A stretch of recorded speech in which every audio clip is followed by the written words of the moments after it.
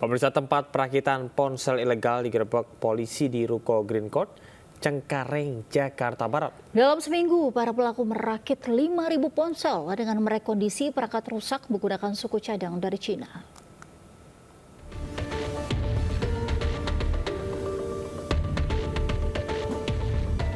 Petugas mengungkap sindikat penjualan dan pemalsuan ponsel di ruko 3 lantai di perumahan Green Court Cengkareng. Kasus ini terbongkar berawal dari keluhan masyarakat yang membeli ponsel merek terkenal dengan harga murah secara online. Dari hasil pemeriksaan, sindikat ini sudah 2 tahun merakit ponsel ilegal. Mereka menggunakan suku cadang ponsel rusak asal Cina yang diimpor melalui sebuah perusahaan di Batam, Kepulauan Riau. Dalam seminggu, mereka mampu memproduksi 5.100 ponsel rekondisi berbagai merek. Yang dilakukan oleh pedagang ini yaitu melakukan impor secara ilegal, kemudian merakit handphone dengan bahan rekondisi ya. Jadi sebenarnya itu banyak barang-barang bekas ya. Selain ponsel yang sudah siap jual, dari dalam ruko ini juga ditemukan aksesoris lainnya. Total kerugian negara akibat praktik penjualan ponsel palsu dari lokasi ini mencapai 12 miliar rupiah. Di Jakarta, Miftol Gani melaporkan. Seorang pengamen ditangkap warga setelah ketahuan mencuri uang dari kotak amal sebuah masjid di Kabupaten Bogor, Jawa Barat. Ya, pelaku hampir diamuk massa sebelum akhirnya diamankan oleh polisi.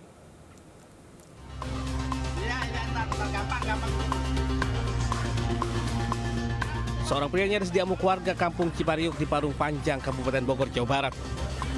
Pelaku yang diketahui bekerja sebagai pengamen ini kepergok saat membuka gembok kotak amal masjid. Modusnya, pelaku masuk masjid dan berpura-pura hendak sholat.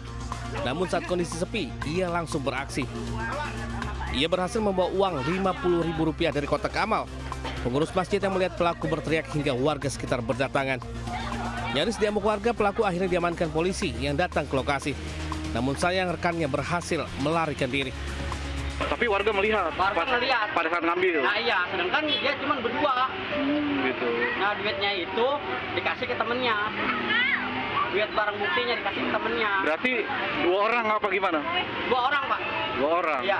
Ya itu pengamen apa gimana, sekali lewat atau gimana sih, Pak? Ya sering, emang warga sini sering lihat yang ngamen, Pak. Kini kasus pencurian kotak amal ditangani oleh Unit Reskrim Polsek Parung Panjang. Dari Kabupaten Bogor, Jawa Barat, Iwan Setiawan, iNews melaporkan. Pemirsa, video mesum di Stadion Pakansari ramai diperbincangkan. Usai viral, konten kreator yang membuat video klarifikasi dan meminta maaf terkait video mesum tersebut.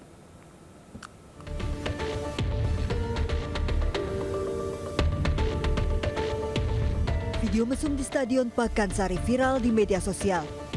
Video ini pertama kali diunggah oleh seorang konten kreator dengan akun Bemskuy. Dalam video, sejumlah pasangan terlihat berbuat mesum di tengah gelapnya stadion. Usai videonya viral, sang pembuat dan pengunggah video akhirnya membuat klarifikasi dan meminta maaf terkait video memergoki aktivitas mesum di sekitar Stadion Pakansari Cibinong, Kabupaten Bogor, Jawa Barat. Peristiwa itu ternyata sengaja diatur untuk keperluan konten Bemskuy.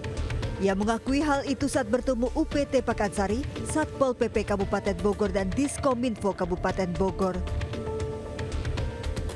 Pemkab Bogor mengimbau warga untuk melapor jika memang menemukan hal yang mengganggu di sekitar lingkungan Stadion Pakansari. Dalam unggahan Instagram lapor Pak Bupati, Stadion Pakansari juga kini berbeda. Banyak lampu yang menerangi jalan, jauh berbeda dengan unggahan milik Bemskuy beberapa waktu lalu. Tim Liputan iNews melaporkan.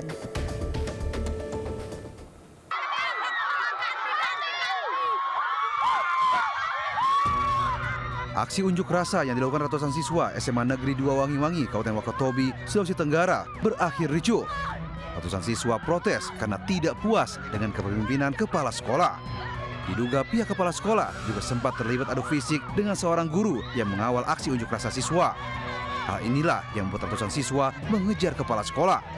Bahkan para siswa nekat merobohkan pagar saat kepala sekolah hendak melarikan diri. Ratusan siswa kecewa lantaran sekolah belum ada asesmen sehingga dikhawatirkan hilang kesempatan bagi siswa mengikuti seleksi jalur bebas tes masuk perguruan tinggi. Selain itu, kegiatan ekstrakurikuler yang tidak didanai oleh pihak sekolah. Untuk SMA 2 Wangi-Wangi kegiatan asesmen itu tidak dilakukan karena pihak sekolah dalam hal ini tentu berkaitan dengan kepemimpinan tidak ada ruang terkait dengan persiapan pelaksanaan kegiatan asesmen itu. Namun lebih dari itu, ternyata sudah banyak kejadian yang mana tidak menciptakan suasana yang kondusif. Hingga kini SMA Negeri 2 Wangi-Wangi masih diliburkan untuk sementara waktu. Dari Wakatobi, Sulawesi Tenggara, Andi Eba melaporkan.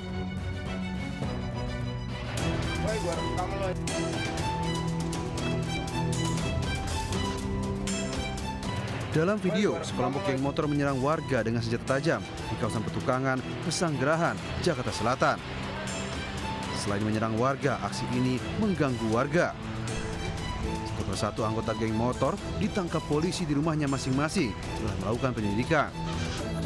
Pelaku dan berbagai jenis senjata tajam yang digunakan untuk menyerang disita polisi. Kelompok ini menggunakan media sosial untuk menyebarkan ajakan dan konten yang diduga menghasut. Operandinya melalui akun Instagram kelompok tawuran @biangkerok69jkt dengan akun bernama MNA inisialnya mengajak teman-temannya untuk tawuran. Kemudian setelah berkumpul di tempat tongkrongannya di Jalan M. Saidi, Kelurahan Petukangan Selatan, Kecamatan Pesanggerahan, Jakarta Selatan, kelompok tersebut muter-muter di sekitar wilayah Pesanggerahan mencari musuh dengan membuat video.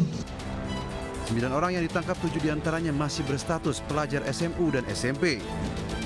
Yang anak-anak yang bersekolah, ya, artinya anak-anak yang terlibat dalam tawuran itu dengan sanksi yang sesuai dengan Pergub nomor 110 tahun 2021, yaitu pencabutan KJP. Tersangka terancam hukuman maksimal 15 tahun penjara. Dari Jakarta, Remi Sejambati melaporkan. Pemirsa, Komnas HAM mendatangi kediaman keluarga diplomat Kemenlu Arya Daru Pangayunan di Bantul, Yogyakarta. Ya, pertemuan berlangsung selama 3 jam secara tertutup.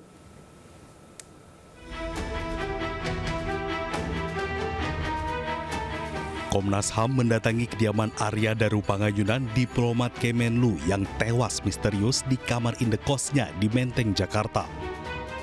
Pertemuan Ketua Komnas HAM dengan keluarga Arya Daru Pangayunan ini berlangsung secara tertutup di rumah keluarga yang berada di Jalan Munggur Banguntapan, Bantul, Yogyakarta. Kedatangan Komnas HAM ke rumah keluarga Arya Daru Pangayunan untuk meminta keterangan dari keluarga terkait meninggalnya Arya Daru Pangayunan di kamar kosnya. Ya, kami meminta keterangan kepada keluarga korban. Itu aja dulu ya. Ya. Ada pertemuan baru atau seperti apa, Bu? Nanti saja, itu aja. Apa aja yang digali, Bu? Belum bisa. Nanti aja disampaikan. Bu, ini ya. bisa Komnas HAM turun ke sini, emang ada pelanggaran HAM berat, Bu? Nanti kami sampaikan. Pertemuan tersebut berlangsung selama 3 jam dan tidak banyak yang disampaikan oleh pihak keluarga pada awak media. Dari Bantul, Yogyakarta, Trisna Purwoko, iNews melaporkan.